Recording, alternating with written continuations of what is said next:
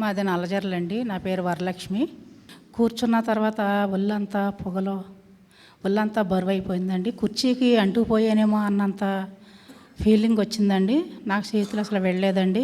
4 ఓంకారాల్లో కూడా నాకు ఏమీ అనిపించలేదండి, ఒళ్ళు పొగలు తప్ప.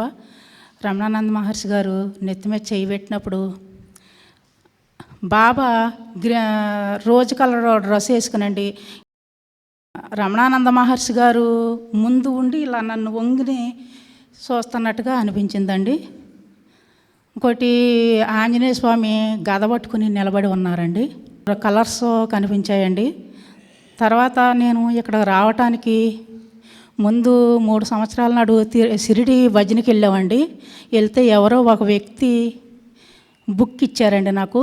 ఆ బుక్ ఏంటంటే షిరిడి సాయి అనుగ్రహ రహస్యం అని ఉందండి దాని మీద. అయితే ఇంటికి తెచ్చేసి 2 నెలలు 3 నెలలు దాని వంక అసలు చూడలేదండి.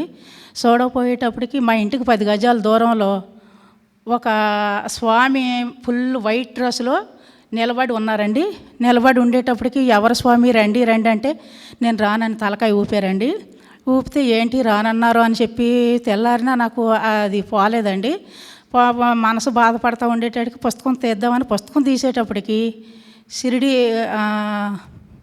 స్వామి అనుగ్రహపీఠం ఓపెన్ రోజున స్వామి ఎలా అయితే కూర్చున్నారో ఆయనే నాకు కనిపించారండి. అప్పటి వరకు అసలు ఆయన ఎవరో నాకు తెలియదండి. నేను అసలు ఆయన చూడలేదు, ఆయన మాట నేను వినలేదండి. అప్పటి నుంచి నేను షిరిడి సాయి అనుగ్రహం చదువుతూనే ఉన్నానండి. తర్వాత స్వామి టీవీలో వస్తారని కూడా మాకు తెలియదండి.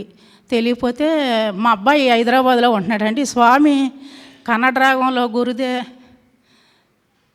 సుదినము సుదినము నేడే సుదినము అనే పాట పాడారండి. ఆ పాట అంతా కూడా మా అబ్బాయి నాకు ఫోన్లో వినిపించాడండి. వినిపిస్తే అమ్మ టీసీఎన్ తణుకు ఛానల్లో వస్తుంది మనకే, ఆ పాటలు పెట్టుకోమన్నాడండి. ఆ పాట ప్రతి లక్షవారం మాకు వేస్తారండి.